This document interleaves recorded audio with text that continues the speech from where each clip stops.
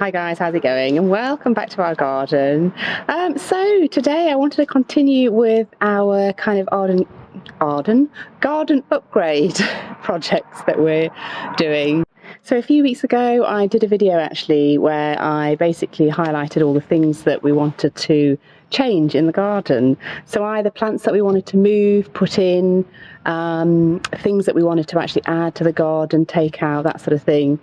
So the first one I did, which was sort of lupins, hydrangeas. The next one is to do some work in our front garden. So this is the front border of our garden, and it's all doing really, really well. Look, the roses have just started to rebloom. Look at those.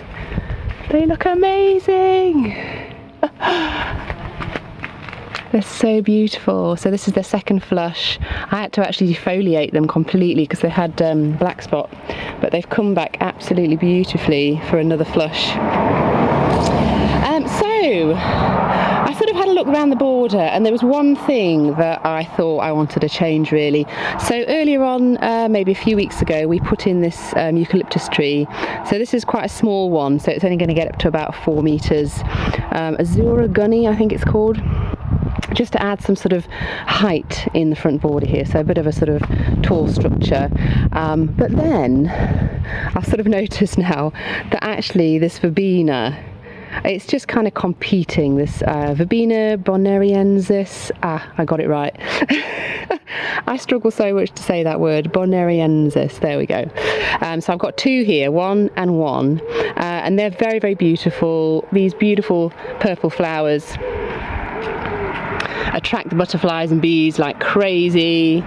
Really, really nice plant in a border. However, I just think that they're now competing with this eucalyptus tree. So I've taken the decision that I'm going to take them out. So another thing about this Verbena in particular is they self-seed everywhere, and it's one that you normally just leave up all the way through, sort of through autumn, and then you can even chop them down. You can either leave them up through winter, chop them down in the spring, or chop them down in winter, and then they sort of flush back right from almost the ground basically. But I noticed this year all throughout the summer, or spring and summer, that the little seedlings are popping up everywhere. I mean hundreds, in the front garden, in the back garden as well. So yeah, it's been a bit of a nightmare to keep on top of. That's another reason why I think I want to replace this plant, even though it looks so beautiful. So I think this flower bed is crying out for another colour really, something bright, so either sort of orangey or yellowy, because the lady's mantle, that gives nice yellow flowers, but that's kind of in and out. It's sort of done. It's just starting to flush back a little bit. So you can see one of these blooms. They're just starting to flush back. So that's the blooms that this gives off. And it's very, very pretty sort of chartreuse flower. So that adds a little bit of sort of brightness. We've got the sedum as well here. I think it's called Atlantis, this one.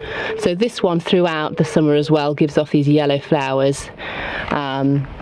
But I just think it's not quite enough for this flower, but it just needs a little bit more of a brighter pop. Oh, and of course the euphorbia, those two there. So in springtime, early summer, they give off these really bright flowers. But as you can see, sort of summer into late summer, it just looks a little bit flat, I think, and it's crying out for some orange or yellow. So one of you guys actually confirmed the idea for me actually. I think it was Helena. So she commented on a couple of videos, and she was telling me about her garden, and I said, oh, can you not send me some photos? I'd love to see them. And I don't think you can on YouTube. I don't think you can anyway, but anyway, she emailed me a picture of her sort of back garden, really, really lovely, very colourful, but the main thing that stood out for me, a beautiful hydrangea, but the main thing that stood out as well was these sort of, yeah, bright, well, yellowy, orangey flowers. So I asked them what they were, and she confirmed that they were actually Rudbeckia, which I thought that's what they were, and they just added such a beautiful, bright pop. And I thought, yes, that's definitely what I need in my front border.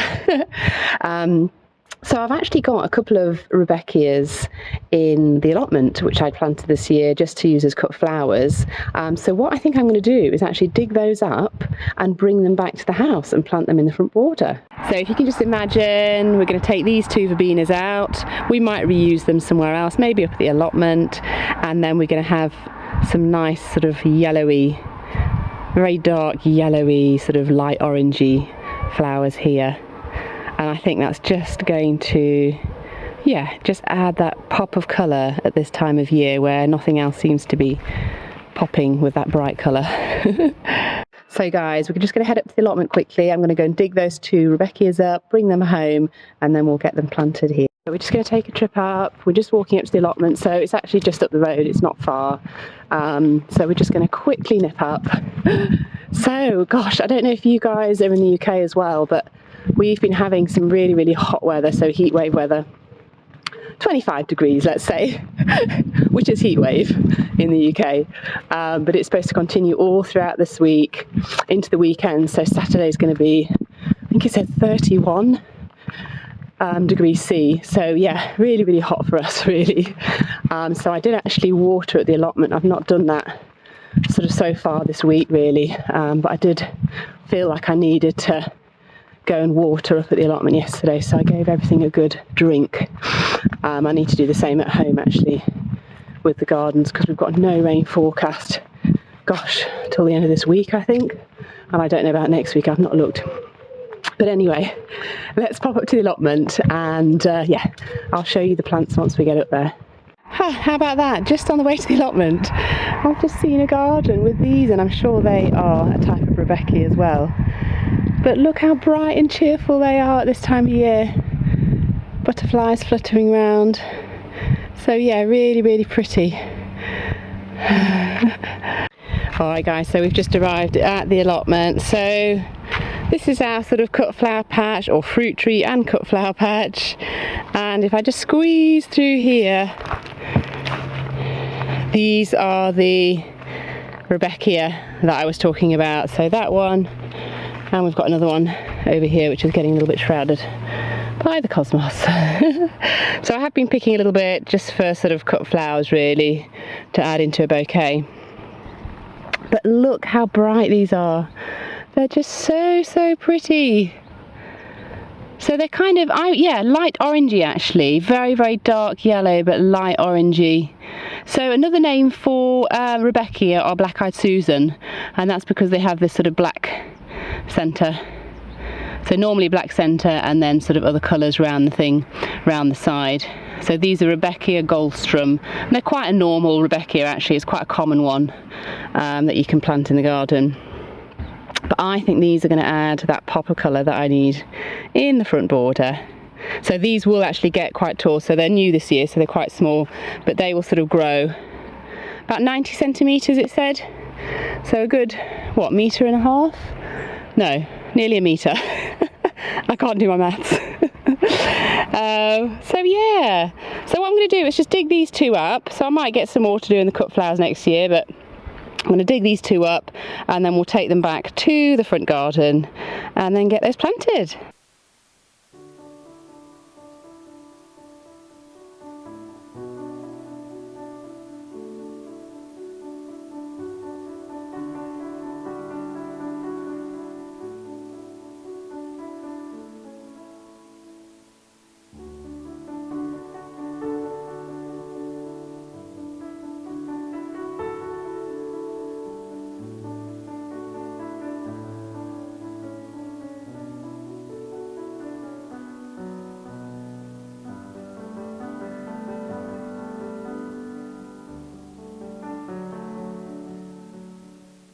So there they are, all dug up. So I need to very hot foot it back home because it's a very hot day and I want to get these in the ground and watered in.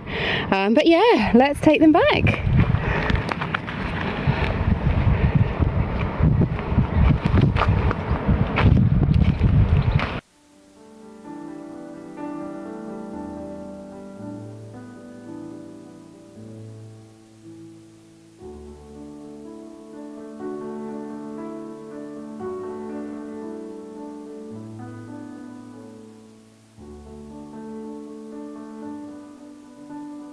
So just got back to the house, so I have given the Rudbeckia a nice little drink because they were starting to wilt already, so it's just so hot outside. So I've given them a really good drink, and so next what I need to do is go into the front garden, and we're going to basically cut the verbena down just to about, I don't know, 30 centimetres.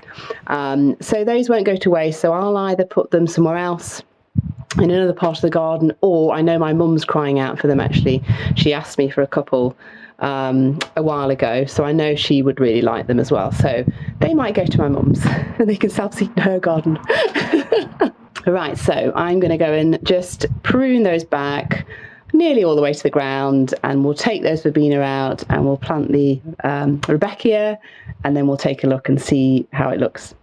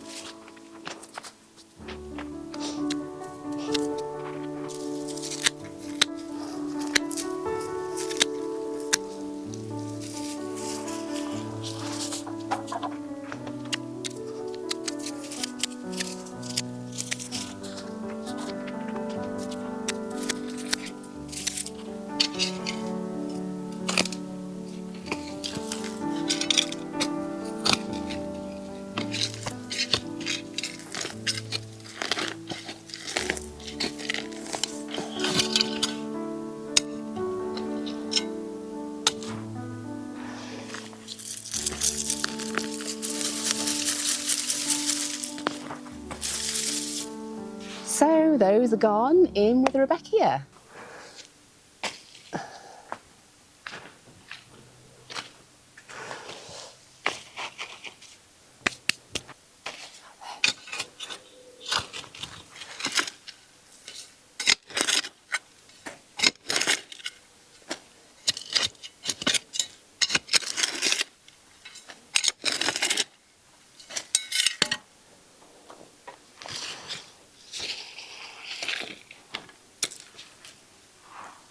Oh.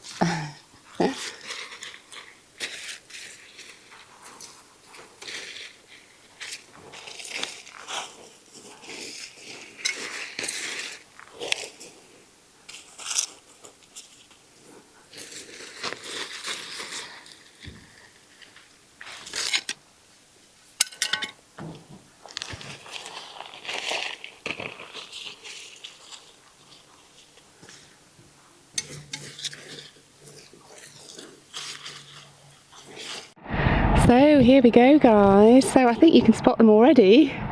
One there. And they just add that little brightness into the flower bed. Amazing. So just coming on closer. There you go. So again, they will sort of fill out, get to about 90 centimetres. So it'll be a really nice big pop of yellow or light orangey pop of colour there.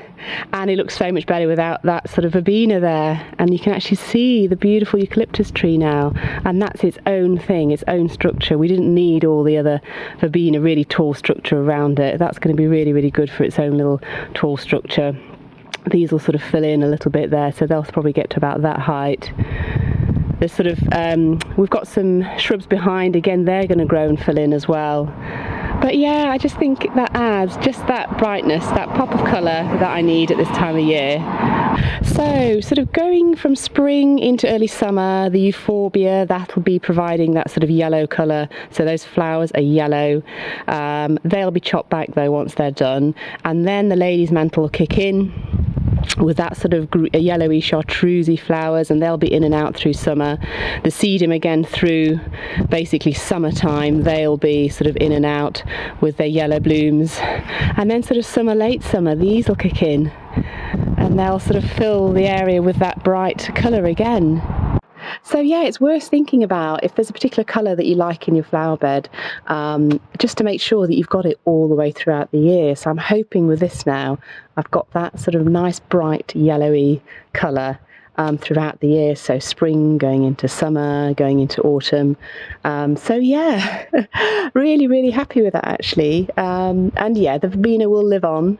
They'll go in another flower bed, or they'll go to my mum's or somebody else. So yeah, I won't be getting rid of those, won't be killing them, basically. But yeah, so let me know what you think, and let me know if there's any sort of upgrades that you've done that have been like a wow moment for you as well.